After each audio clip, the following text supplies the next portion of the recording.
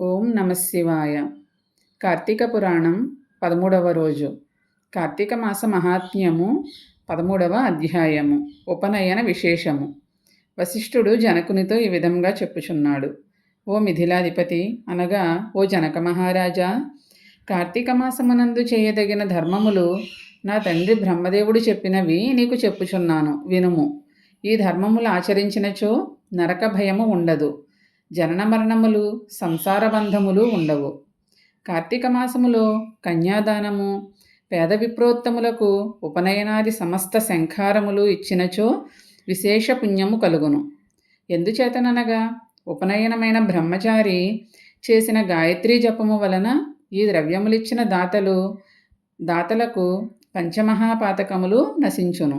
ఉపనయనము మాఘ వైశాఖ మాసములలో శ్రేష్టమందురు. అందుచేత కార్తీక మాసములో విప్రబాలునికి ఉపనయనము చేయింతునని వాగ్దానము చేసి తరువాత ద్రవ్యమును ఇవ్వవలెను. దీనివలన అనంత ఫలితము కలుగుతుంది. ఇతరుల ధనముతో తీర్థయాత్రలు, పూజలు, సంతర్పణములు చేసినచో ఆ ఫలము ద్రవ్యదాతలకు చెందును. బ్రాహ్మణ బాలునికి ఉపనయనమే కాదు, పేదవారికి వివాహములు చేయించినను అనంత పుణ్యము కలుగును. కార్తీక మాసములో కన్యాదానము చేసినచో తానే కాక తమ పితృదేవతలను కూడా తరింపచేసిన వాడవుతాడు. దీనికి ఉదాహరణగా ఒక కథ ఉన్నది, వినుము. కన్యాదాన ఫలము. సువీరుని కథ. వంగదేశమునకు రాజైన సువీరుడు అనేవాడు తన దురాచారములచే రాజ్యము పోగొట్టుకొని అడవుల పాలయ్యాను. అతని భార్య సౌందర్యము, సౌశీల్యము కలది. వారు అడవిలో నర్మదా నదీ తీరమున పర్ణశాలలో కాపురము చేయుచుండగా ఆమె గర్భవతి అయి ఒక చక్కని కుమార్తెను కనెను.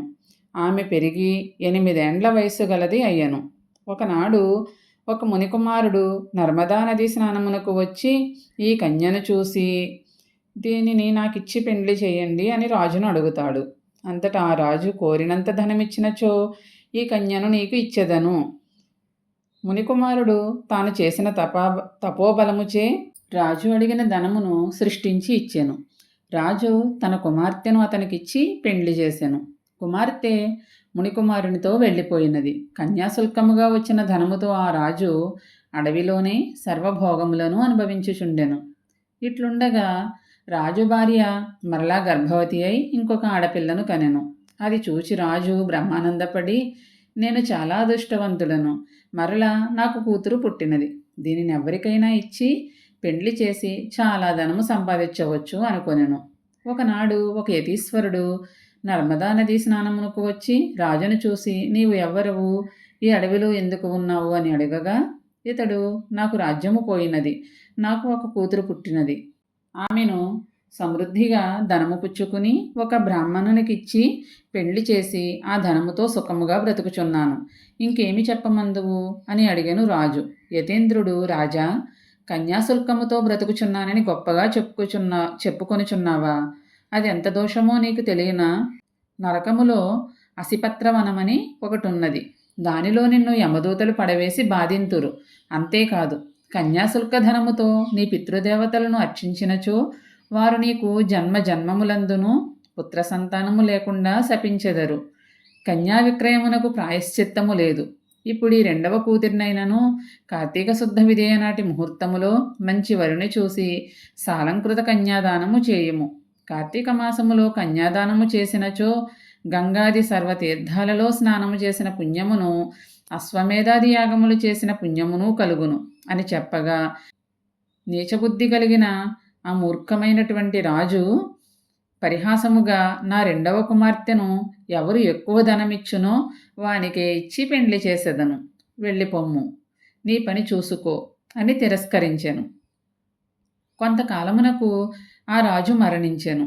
యమదూతలు అతనిని యమలోకమునకు కొనిపోయి చిత్ర విచిత్ర నరకములలో వేసి బాధించిరి. వానినే కాక వాని 7 తరాల పూర్వులైన పితరులను కూడా నరకములలో పడవేసి బాధించిరి.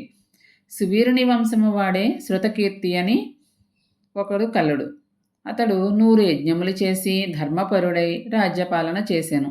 మరణానంతరము స్వర్గము పొంది సుఖపడవలసిన అతడు సువీరుని పాపకృత్యములచే నరకమునకు పోయి యమధర్మరాజును చూసి, నేను పాపములేమీ చేయలేదు కదా, పుణ్యములే చేశాను, నాకు ఈ నరక నివాసం ఎలా కలిగినది అని అడగగా, యముడు, రాజా, నీ వంశములో పుట్టిన దురాచారుడైన సువీరుని వలన నీకు దుర్గతి కలిగింది.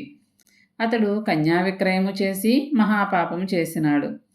పుణ్యలోకాలలో నివసించుచున్న వారి పితృదేవతలు కూడా నరకములో పడిపోయినారు. అంతేకాదు, ముందు ముందు వారు నీచ జన్మములెత్తబోవుచున్నారు. సువీరుని రెండవ కూతురు భూలోకములో తల్లి వద్ద పెరుగుచున్నది. ఆ అనుగ్రహముతో నీవు భూమి మీద ఉన్న వారి వద్దకు వెళ్ళు. అక్కడ ధర్మవేత్తలైన మునులు ఉన్నారు. వారి ఉపదేశములను పాటించి నీవే ఒక యోగ్యుడైన వరుని చూచి కార్తీక మాసములో ఆ కన్యను దానము చేయుము. మీ వంశము వారికి ఈ నరకము నుండి విముక్తి కలుగును. రాజా, మరి ఒక మాట వినుము. ఎవరికైనాను దానమిచ్చుటకు కూతురు లేనప్పుడు ఒక పేద విప్రుని, అంటే ఒక పేద బ్రాహ్మణుని కుమార్తె పెండ్లికి ధనము ఇవ్వవలెను. అదియూ కానిచో ఆడపిల్లలు లేనివారు 2 పాడి ఆవులను ఇచ్చి తన బంధువుల పిల్లను తెచ్చుకొని కన్యాదానము చేయవలెను. అంటే ఏ అమ్మాయినైతే తెచ్చుకోవాలనుకుంటున్నారో వారి తల్లిదండ్రులకు 2 పాలిచ్చే ఆవులను ఇచ్చి వారి ఇంటి ఆడపిల్లను వీరు తెచ్చుకుని కన్యాదానం చేసుకుంటే వారికి మంచి ఫలితం ఉంటుంది. అట్లు కార్తీక మాసమున కన్యాదానము చేసినచో అతని వంశమునందలి పితృదేవతలందరూ నరకముల నుండి పుణ్యలోకములకు వెళ్ళుదురు అని చెప్పగా, అది విని శృతకీర్తి నర్మదా తీరమునకు వచ్చి యోగ్యుడైన వీరుని చూసి కార్తీక శుద్ధ విదయనాడు సువీరుని రెండవ కుమార్తెను పెండ్లి నిశ్చయించి కన్యాదానము చేశాను. అంతేకాక అతడు 10 మంది కన్యలను, గోవులను ఇచ్చి దత్తత తీసుకుని వారిని 10 మంది బ్రహ్మచారులకిచ్చి వివాహములు చేశాను. ఆ పుణ్యము చేత శృతకీర్తి సువీరులే కాక అతని పితృదేవతలు కూడా నరకము నుండి స్వర్గమునకు వెళ్ళిరి. కన్యా వివాహమునకు ధన సహాయము చేయలేని వారు మధ్యవర్తులుగా ఉండి సంబంధములు కుదిర్చి పెండ్లు చేయుటకు సహకరించినను అట్టి పుణ్యము లభించును. అన్ని పుణ్యకార్యములు చేయుచు కార్తీక మాస వ్రతమును ఆచరించువారు విష్ణు సాన్నిధ్యమును పొందుదురు. ఇది సత్యము, సత్యము, సత్యము. వశిష్ఠ మహర్షిచే చెప్పబడిన స్కాంద పురాణమందలి కార్తీక మహాత్మ్య పారాయణ 13వ అధ్యాయము సంపూర్ణము. ఓం నమః శివాయ, నమః శివాయ, నమః శివాయ.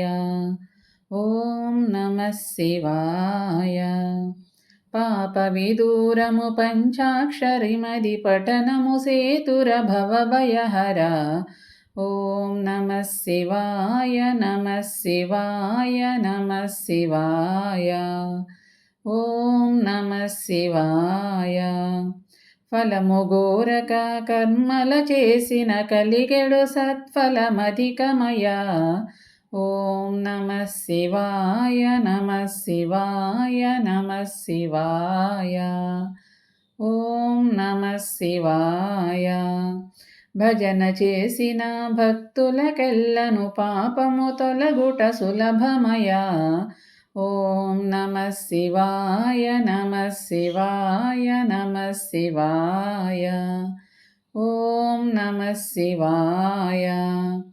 భూరి ఘోర సంసార మహాంబుది తీరము చేరగదారి కదా. ఓం నమః శివాయ, నమః శివాయ, నమః శివాయ. ఓం నమః శివాయ. మర్మము తెలిసిన మహనీయులకును కర్మము భస్మము చెందు కదా. ఓం నమః శివాయ, నమః శివాయ, నమః శివాయ. ఓం నమః శివాయ.